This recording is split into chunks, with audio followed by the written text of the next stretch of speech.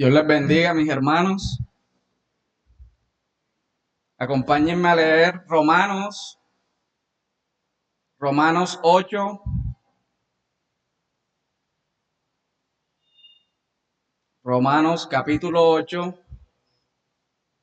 versículos 29 al 30.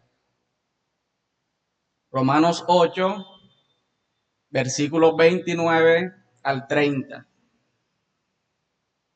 Dice la palabra del Señor: porque a los que antes conoció, también los predestinó.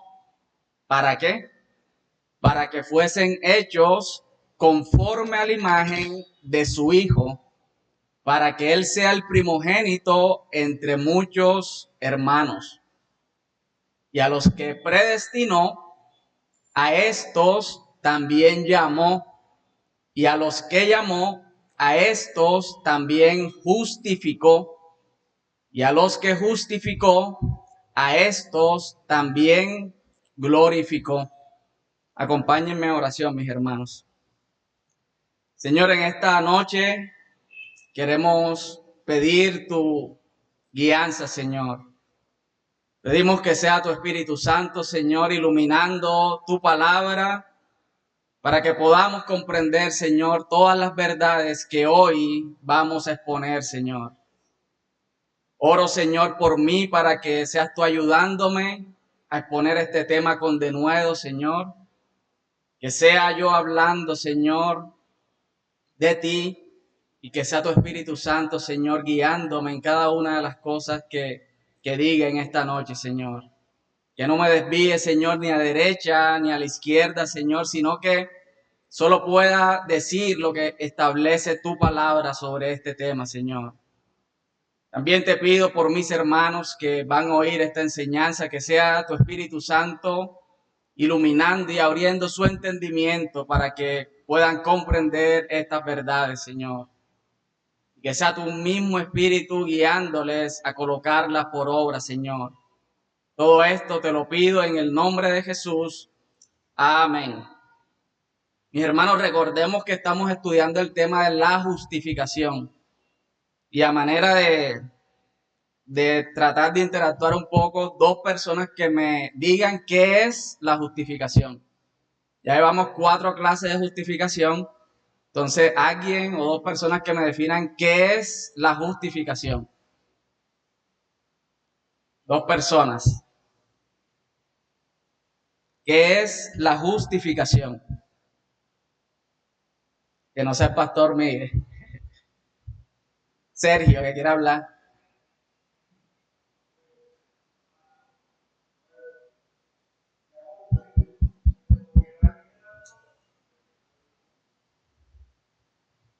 Es el acto establecido por Dios, decretado desde antes de la fundación del mundo, en el cual Dios hace justo a los creyentes por medio del sacrificio de Cristo. Dios hace justo a los escogidos por medio del sacrificio de Cristo. Otra persona, ¿qué es la justificación? Michael o Kelly. Bueno, justificación es el Señor por medio de Cristo. Hay una doble imputación en que su justicia viene a nosotros los pecadores y así somos hallados justos delante de Dios y nuestro pecado va a Cristo. El término justificación es más bien un término eh, Legal.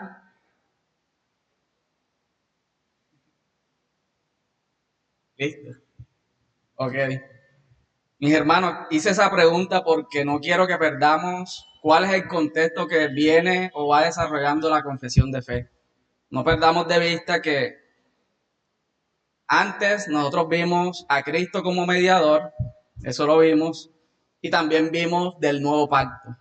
También vimos un capítulo sobre el nuevo pacto. Entonces, ¿qué aprendimos en estos 2 capítulos? Número 1, que Cristo es el único mediador entre Dios y los hombres. Entonces, Cristo es ese mediador de ese nuevo pacto. No podemos perder de vista ese concepto. Y este pacto es por gracia. Nosotros hacemos parte de ese pacto por gracia. No es por ninguna obra que nosotros hayamos hecho, sino por medio de la obra de Cristo en la cruz del Calvario. No podemos perder de vista esos dos temas de Cristo como mediador y del nuevo pacto. Y segundo, vimos que este nuevo pacto es por gracia y no es por ninguna obra que el hombre haga. Si hablamos de que es por obras, entonces tendríamos que decir que es por la obra de Cristo solamente. No es por la obra de ningún hombre. Cristo o Dios es quien nos reconcilia con Él mismo. Nosotros por nuestras propias obras no podemos reconciliarnos con el Señor. Si las cosas, mis hermanos, en el capítulo 11 de la justificación, quiero hacer un breve resumen de lo que hemos visto en los 4 párrafos. En el párrafo 1, vimos que Dios justifica a los que Él llama eficazmente. Dios justifica o declara justo a los que Él llama eficazmente. ¿Qué quiere decir esto? Que el Señor es quien nos llama y ese mismo Señor es quien nos justifica. Dios es quien hace eso. ¿Cómo lo hace? Él perdona todos nuestros pecados, como decía el hermano Michael. Dios perdona nuestros pecados por medio de Cristo. Y si pudieron ver la clase de pastorales del curso de soteriología, él hablaba de una triple imputación. El pecado de Adán es imputado a nosotros, luego la justicia de Cristo es cargada a nosotros y nuestros pecados imputada a Cristo. Entonces el pastor explicó la triple imputación de una manera excelente. En el párrafo 2 vimos que el único instrumento o el medio de la justificación es la fe. Es el único instrumento. Es el único medio por el cual nosotros podemos ser justificados. Por medio de la fe en Cristo Jesús, y la confesión hace una salvedad. Esta fe no es muerta, sino que obra por amor. La fe no es muerta, sino que obra por amor. En el párrafo 3 vimos que por la obediencia y muerte de Cristo, nuestra deuda, ¿cuál era nuestra deuda? Morir. Nuestra deuda fue cancelada o pagada. Cristo, solo Él pudo satisfacer la justicia de Dios y aplacar la ira santa de Dios. Solo Cristo pudo hacer eso. Y por último, el párrafo 4 habla que Dios decretó desde la eternidad justificar a sus escogidos, pero esa justificación es aplicada a su debido tiempo. Esos son los 4 párrafos que hemos visto hasta el momento y es necesario que nosotros conozcamos la doctrina de la justificación. Es necesario que todo cristiano sepa qué es la justificación. ¿Por qué es necesario? Porque existe una mala interpretación, tanto en los católicos como otras personas no saben qué es la justificación. Mezclan conceptos con santificación, mezclan conceptos o ese concepto con regeneración. Hacen una mezcla y confunden qué es la justificación. Y algunos llegan a creer que la justificación es hacer interiormente justo y santo. ¿Cómo así? Ellos creen que usted, o por medio del sacrificio de Cristo, usted como persona es moralmente justa. Y eso no es así. Usted moralmente es pecador. ¿Qué creemos nosotros? Nosotros creemos que la justificación es una declaración legal. Eso es justificación. El Señor nos declara justos, pero ¿por medio de quién? Por medio de Cristo. Eso es la justificación. ¿Listo? Entonces, esta justificación no es un cambio moral como algunos creen, sino que es un cambio de estado legal que se refleja obviamente en un cambio radical de nuestra moral o de nuestro carácter. Eso sí se va a reflejar en su carácter. Cuando usted es justificado, se va a reflejar en un cambio radical de su carácter. Por esa razón, mis hermanos, que nosotros afirmamos que somos justos y pecadores al mismo tiempo. Los cristianos son justos y pecadores al mismo tiempo. Eso lo dijo Martín Lutero. Y yo lo apoyo. Somos justos por Cristo y somos pecadores porque nosotros somos pecadores. Entonces, a manera de resumen, quiero leerle lo que dice Arthur Pink sobre la justificación. Y él dice, la justificación es un cambio legal desde un estado de culpabilidad y condenación. Usted es culpable y usted necesita o merece una condena, a un estado de perdón y aceptación. Eso es justificación según Arthur Pink. Un cambio de culpabilidad hacia el perdón. Eso es. Eso es justificación. Y él sigue diciendo, y este cambio es exclusivamente un acto de la gracia de Dios basado sobre la justicia de Cristo siendo imputada o cargada a su pueblo. Eso lo dice Arthur Pink en la doctrina de la justificación. Así que mis hermanos, hoy vamos a estudiar el párrafo 5. Si usted tiene la confesión de fe, sáquela, pero todavía no vamos a leer. Vamos a estudiar el párrafo 5, el capítulo número 11 de la justificación. Y básicamente voy a responder 3 preguntas, o más bien voy a hacer 4 preguntas. Y quiero que me respondan. La primera es, ¿el cristiano peca? ¿Sí o no? ¿Qué dicen ustedes? ¿El cristiano peca?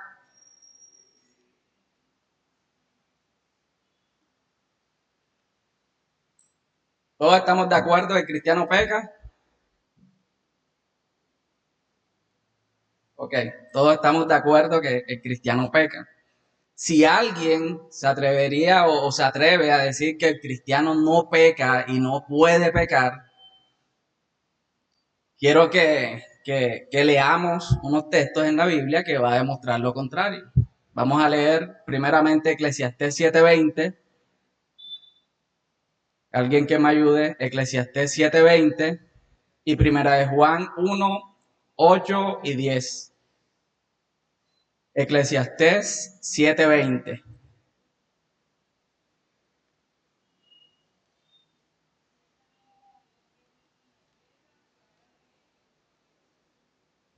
Ciertamente no hay hombre justo en la tierra, no hay hombre justo que haga el bien y nunca peque. Así que con este versículo quedaría claro que el cristiano peca. Y el segundo es primera de Juan 1, versículo 8 y versículo 10. ¿Qué dice?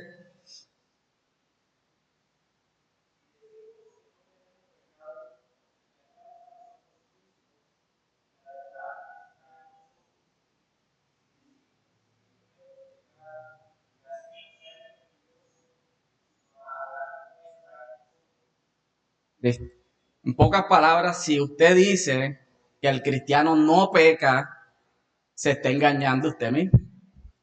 Eso es lo que dice la palabra. Si usted dice que el cristiano no peca, se está engañando a usted mismo y está haciendo mentiroso a Dios que lo estableció en su palabra, de que si pecamos, no hay nadie que haga lo bueno. No hay nadie en la tierra que nunca peque. Todos pecan. Todos pecamos, mis hermanos. Entonces, creo que queda claro que todos los cristianos pecamos. ¿Quedó claro? ¿Hay alguna objeción? Todos pecamos, todos estamos de acuerdo. La pregunta que viene es, ¿Cristo murió por todos los pecados de sus escogidos? Es decir, Cristo murió por los pecados pasados, por los pecados presentes y por los pecados futuros que usted como cristiano ha cometido y cometerá. ¿Sí o no? ¿Por qué?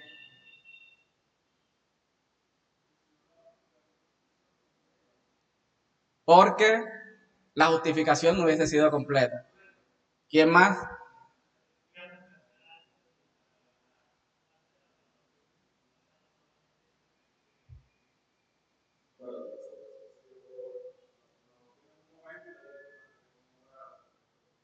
Porque la salvación sería por obras, dice Gregorio.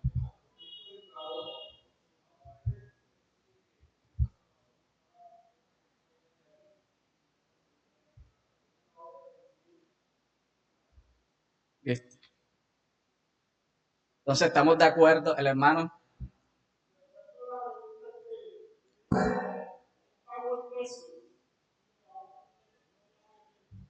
Cristo pagó el precio completo y no quedó debiendo nada. Eso quiere decir que murió por los pecados pasados, por los presentes y por los futuros. Ok, vayamos a Hebreos 10. Hebreos 10, versículos 11 y 12. Dice la palabra del Señor, y ciertamente todo sacerdote está día tras día ministrando y ofreciendo muchas veces los mismos sacrificios que nunca pueden quitar los pecados. Está haciendo referencia al Antiguo Testamento cuando los sacerdotes ofrecían sacrificios. Pero Cristo, habiendo ofrecido una vez, una sola vez, para siempre, un solo sacrificio por los pecados, se ha sentado a la diestra de Dios. En pocas palabras, es lo que dijo nuestro hermano. Cristo hizo un solo sacrificio y pagó completamente la deuda o pagó completamente por los pecados de sus escogidos. Él no pagó una parte y la otra después. La palabra es clara que hizo un solo sacrificio por los pecados y se ha sentado a la diestra de Dios. Y si seguimos leyendo el versículo 17 y 18 dice, y nunca más me acordaré de sus pecados y maldades. Nunca más me acordaré de sus pecados y maldades.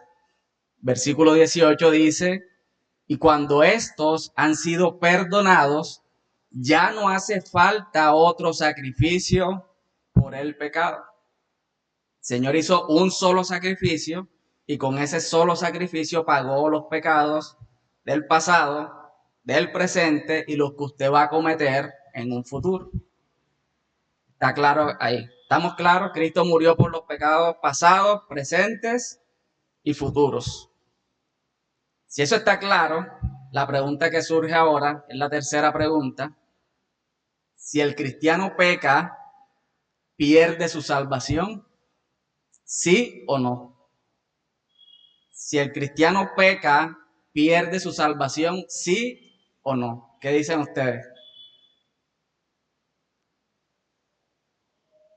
No, ¿por qué?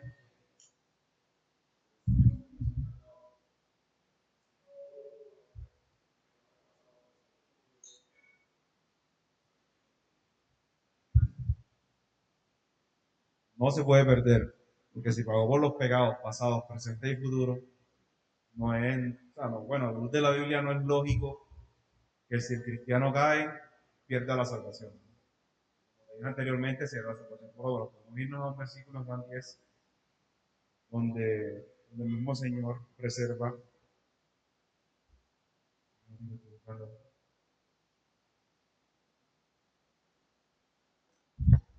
Jonathan, mientras, Vale. mientras el hermano griego busque el versículo, si el cristiano peca, ¿pierde su salvación? ¿Sí o no? ¿Y por qué? Bueno, ya todos conocemos la respuesta en no, pero yo creo que cuando hablamos de justificación ya respondimos que una declaración legal. Y esa declaración legal al mismo tiempo va enmarcada por dos actos que hizo Jesús, que fue una eh, expiación limitada y en este caso una propiciación no temporal, sino atemporal, o sea, para siempre. Eso quiere decir que Jesús no solamente quitó la culpa por un momento, sino que la quitó para siempre y también quitó la ira para siempre, que estaba presente en los que, pues, antes de que Jesucristo hiciera el sacrificio. Entonces, por eso no pierde la salvación. Porque ya hay una, además de la declaración legal, hay una expiación que se hizo eterna y una propiciación que se hizo también de manera eterna. Entonces, pienso yo que por eso no pierde la salvación. Hermano griego, ya tiene usted.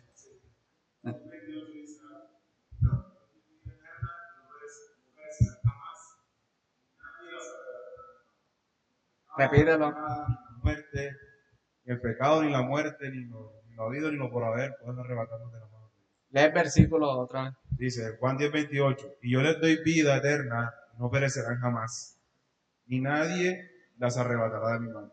Nadie las arrebatará de mis manos. Mano, esta es una pregunta que hay que responder con mucha cautela en este tiempo. O sea, al hablar de la seguridad de la salvación, nosotros como reformados no estamos o no creemos lo que creen los salvos siempre salvos o los creciendo en desgracia. Nosotros no creemos como ellos creen. Sí, ya somos salvos y por eso puedo vivir en una vida de pecado, porque es que ya yo soy salvo por gracia y no por obra. Eso no creemos nosotros. Y tengo que hacer esa salvedad porque a nosotros se nos tacha de que somos salvos siempre salvos. Pero nosotros no creemos de esa manera de la seguridad o acerca de la seguridad de la salvación. ¿Qué afirmamos nosotros? Que el cristiano es posible que peque, el cristiano sí puede pecar, la palabra de Dios lo sostiene, pero también dice que si usted peca, también tiene un abogado. Eso lo dice la palabra. Si usted peca, usted también tiene un abogado. Ahora usted dirá, bueno, como tengo abogado, voy a pecar porque es que ese abogado me va... Sí, mi hermano, pero tiene que hacer algo usted cuando peca. Entonces esa es la cuarta pregunta. Si el cristiano que peca no pierde su salvación, entonces, ¿qué pasa con ese cristiano que vive o pasa pecando? O peca ocasionalmente. ¿Qué ocurre con ese hermano que peca? Esa es la pregunta que debemos hacernos. Quiero que leamos antes de pasar a esa pregunta, primera de Juan 2:1, para reafirmar lo que dije. Primera de Juan 2:1.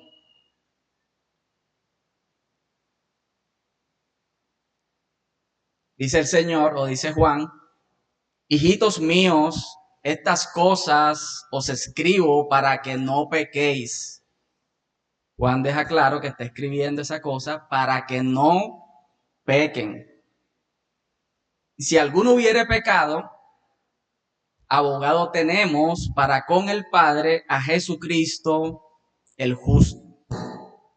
Entonces, hermanos, el apóstol Juan deja claro cuál es el propósito por el cual viene escribiendo en el capítulo anterior. ¿Cuál es el propósito? Para que usted no peque. Eso que le está diciendo que tiene un abogado es para que usted no peque, no es para que peque. Es para que usted no peque. Entonces, si un cristiano es motivado a pecar o es motivado a justificar su pecado con primera de Juan 2, déjeme decirle que usted no ha entendido ese capítulo o ese versículo. No lo ha entendido. Ahora bien, miremos a qué cosas se está refiriendo Juan cuando escribió eso. ¿Qué cosas que dice ahí? Escribo estas cosas, o hijitos míos, estas cosas os escribo. ¿Qué cosa es la pregunta que debemos hacerle al texto? ¿Qué cosa está escribiendo Juan o qué cosas escribió antes de escribir este capítulo 2? Leamos rápidamente primera de Juan, capítulo 1, versículos 5 y 6.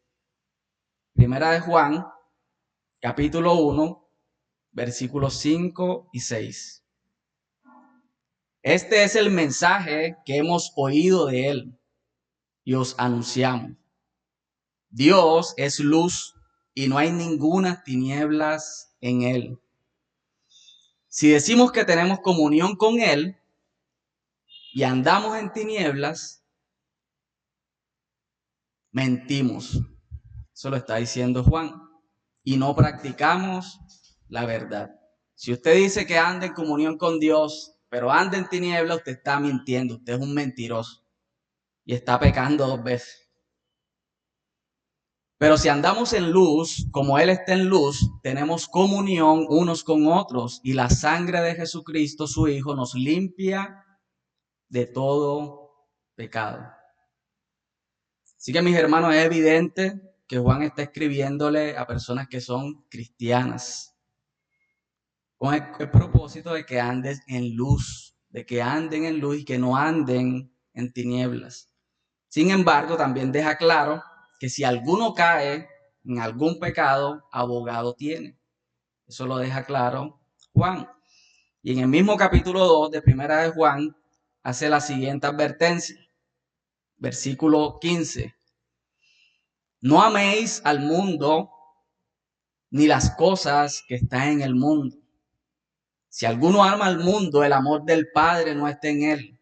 Porque todo lo que hay en el mundo, los deseos de la carne, los deseos de los ojos y la vanagloria de la vida no proviene del Padre, sino del mundo. Y el mundo pasa y sus deseos, pero el que hace la voluntad de Dios permanece para siempre. Mis hermanos, un cristiano no ama el mundo. Un cristiano verdadero no ama el mundo. Así que volviendo a la pregunta que tal vez olvidaron, ¿es posible que el cristiano pierda su salvación? Ya dijimos que no. No es posible que el cristiano pierda su salvación. Si quiere otro texto, yo creo que ya el hermano Gregorio lo leyó. Juan 10, 27 al 29 dice: mis ovejas oyen mi voz y yo las conozco y ellas me siguen. Yo les doy vida eterna y nunca perecerán, ni nadie podrá arrebatarlas de la mano. Mi Padre que me las ha dado es más grande que todos, y de la mano del Padre nadie las puede arrebatar. Nadie es nadie. Entonces nos deja claro esto de que el cristiano no pierde su salvación. Es imposible que el cristiano pierda su salvación. Entonces la última pregunta es, ¿qué pasa con el cristiano cuando peca? Esa es la pregunta para finalizar. ¿Qué pasa con el cristiano cuando peca? Y aquí quiero mencionar dos casos rápidamente que creo que van a responder todas las preguntas que hice a lo largo de la exposición. El primer caso es David. ¿Era cristiano? ¿David era cristiano? Sí. ¿Era un hijo de Dios? Sí. El hombre conforme al corazón de Dios. ¿David pecó? Sí. ¿Perdió su salvación? No perdió su salvación. La pregunta entonces es, ¿qué pasó con David? ¿Qué pasa cuando un cristiano peca? Vayamos a Salmos 51, 10 al 12 para que usted vea qué pasa con un cristiano, con un verdadero cristiano cuando peca. Salmo 51, del 10 al 12.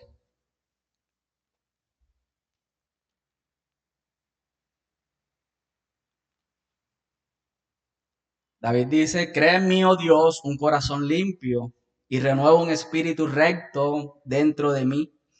No me eches de delante de ti y no quites de mí tu santo espíritu. Vuélveme el gozo de tu salvación y espíritu noble me sustente. David en cierta forma sintió el desagrado del Padre. Sintió que había perdido su salvación, perdió el gozo de la salvación. Eso pasó en David. Sin embargo, ese desagrado lo llevó a reconocer su pecado y al arrepentimiento. Si un cristiano peca, sí, pero esa tristeza que él siente lo va a llevar al arrepentimiento, a reconocer su pecado y arrepentirse. Y es por eso que el salmista dice en el mismo Salmo 51 del 10 al 12, o del 1 al 3, perdón: ten piedad de mí, oh Dios, conforme a tu misericordia. Conforme a la multitud de tus piedades, borra mis rebeliones. Lávame más y más de mi maldad y límpiame de mi pecado.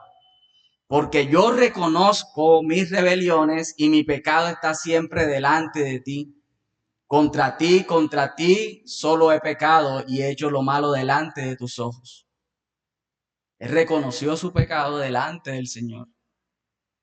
Y en el Salmo 32:5, él dice: mi pecado te declaré.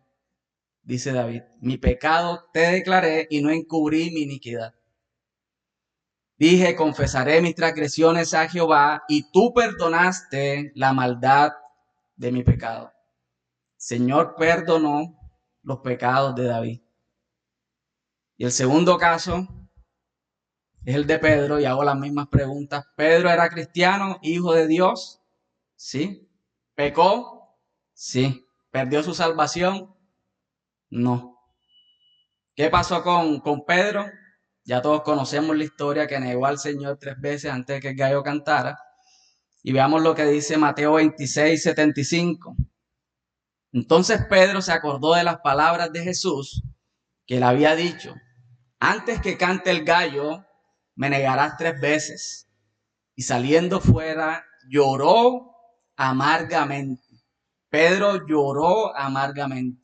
Es una actitud parecida a la que sintió David cuando no sintió el gozo de la salvación. Se entristeció y lloró amargamente Pedro por su pecado.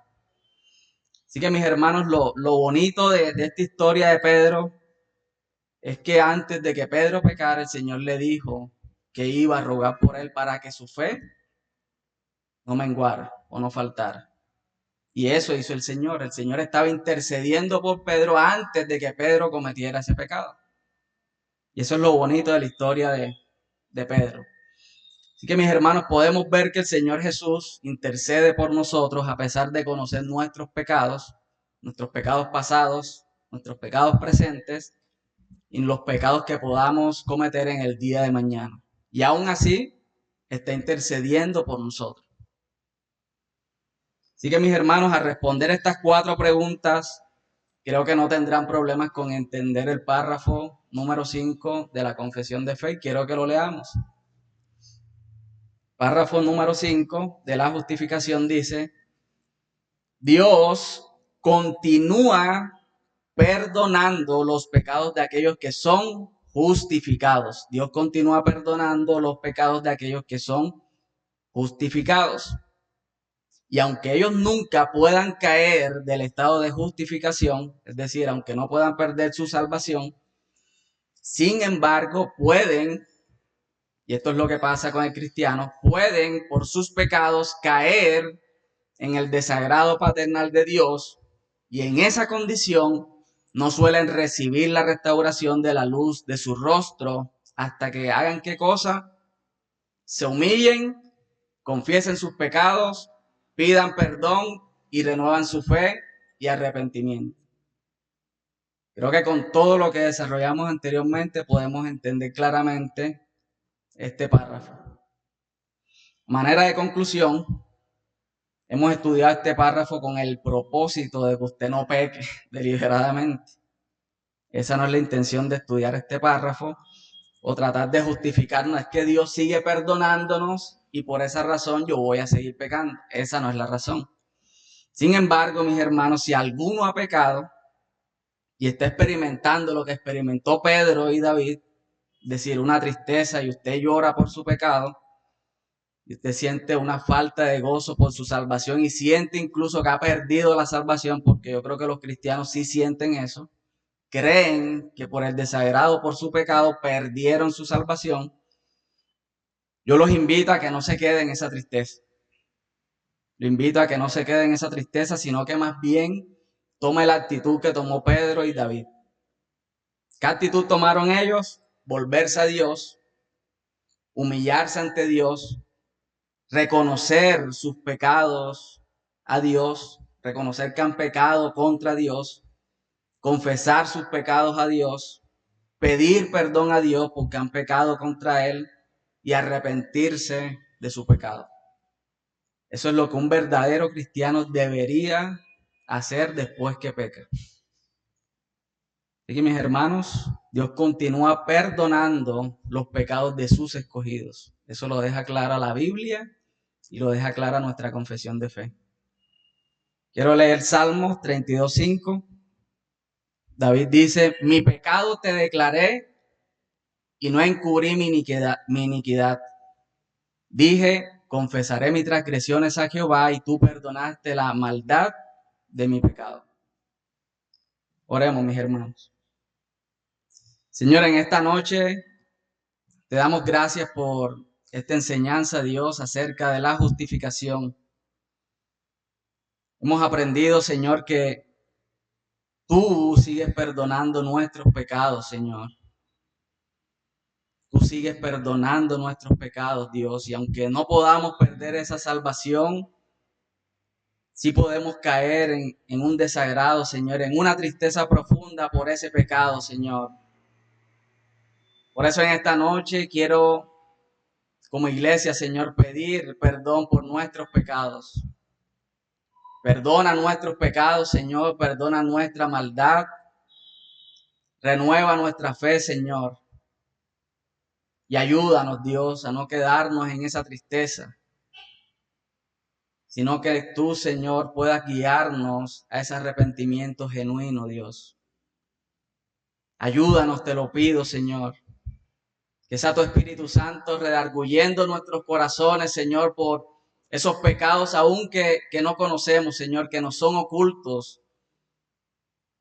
Por esos pecados, Señor, que a veces cometemos y no nos acordamos, Señor, cuando oramos ante ti. Te damos gracias, Señor, porque estamos seguros en tus manos, Dios. Estamos seguros en ti, Señor, y sabemos que nada nos va a poder separar de tu amor, Señor, que es en Cristo Jesús. Nada, Señor, ni la vida ni la muerte, Dios, ni lo alto ni lo profundo. Por eso pedimos, Señor, que tengas misericordia de nosotros, que perdones nuestros pecados, Señor. Te lo pido en el nombre de Jesús. Amén.